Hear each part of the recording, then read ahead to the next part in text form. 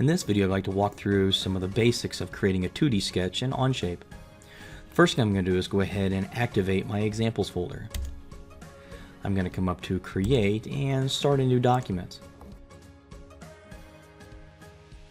Most 3D modeling software packages have two main environments, a 3D modeling environment and a 2D modeling environment. Most of them happen to start in the 3D mode. As you can see right now, the majority of the tools I have are all 3D tools. So I need to step into or create a new 2D sketch environment.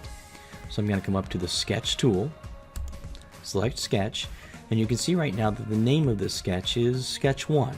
I've also see it pop up over here in my browser bar. This Sketch 1 is red right now because it has not been defined in a specific location in my 3D work environment. I right now have 3 planes to start with that I can pick. I can either start my 2D sketch on the front plane, I can start it on the right plane or the top plane.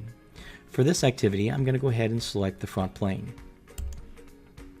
Now you can see the word Sketch 1 is black, and it's also activated now down in the browser bar.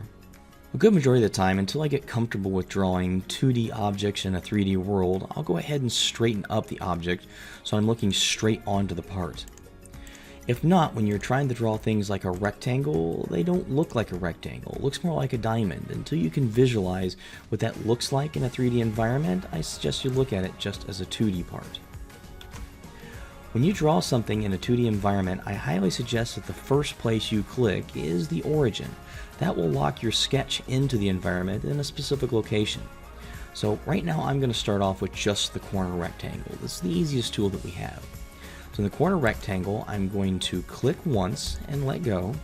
Then I can move my mouse around to decide what my height proportion and my width proportion is going to be.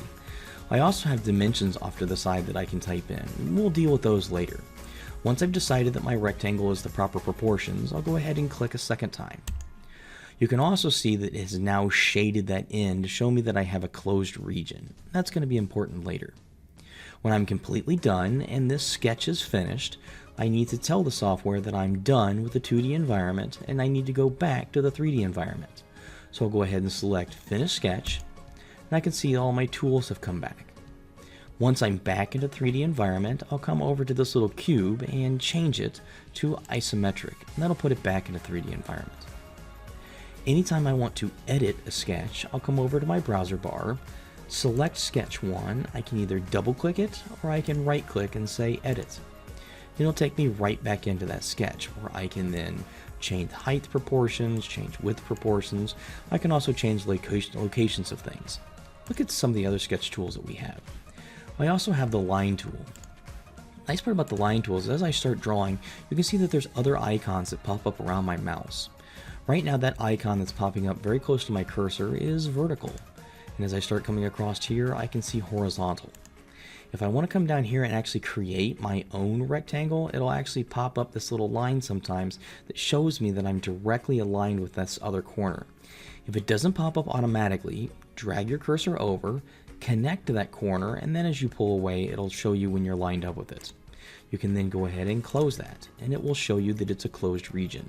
No matter what shape we draw, the majority of the time we want to make sure that we have a closed region so that we can do things to it, like give it depth, revolve it, and do those types of things.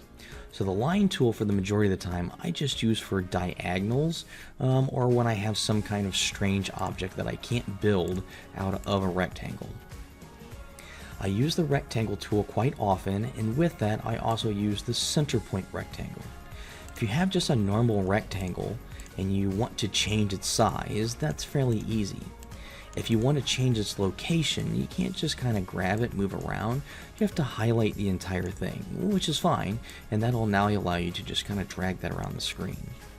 The other rectangle that I enjoy a lot is the center point rectangle.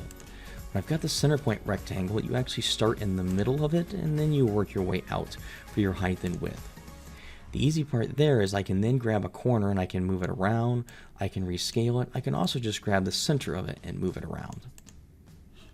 The center point circle works in that same manner. The center point circle is going to be a center click, and then I'm going to come out to create the diameter. So I'll click once, let go, and then I can come out and make it whatever diameter I want. To be able to edit it, I can do the same thing. I can grab the center of it and move it around, and I can also grab the outside to be able to change the diameter. There are several different circles that you may want to play around with, and you also have this arc tool. This arc tool I use quite a bit. It's a 3-click. The first click will start the arc. The second click will finish the arc, and then your third click will decide what your radius is going to be. So if I wanted to round off this rectangle, I could click once, click twice, and then I could come away until I lock in. And you can see that little icon that's kind of hooked onto my mouse right now is tangent. So I could go ahead and do something like a slot. I also have the inscribed polygon and the circumscribed polygon. When I do the polygon, it's a 3-click. I click once to decide where the center is going to be, just like I would a circle. I do the second one that's going to be my inscribed circle, and you can see the circle right now that's inside my polygon. And the third time I click is going to be how many sides I want it to have. So I can go from a 3-sided polygon to a 5-sided and so on. If I'm doing a circumscribed polygon, it works the same manner, but instead of the circle being inside the shape, the circle is going to be outside the shape. Anytime you're using a tool, you can see that my cursor right now is just a plus instead of an arrow. It thinks I want to draw another one of those shapes and another one of those shapes and so on. If you hit escape on the keyboard, it will drop that tool. Any tool you have, you can also right click and say escape and it will get rid of that tool. Anytime you're back with just the regular white arrow, then you're done with those tools. And that really is the basic of sketching.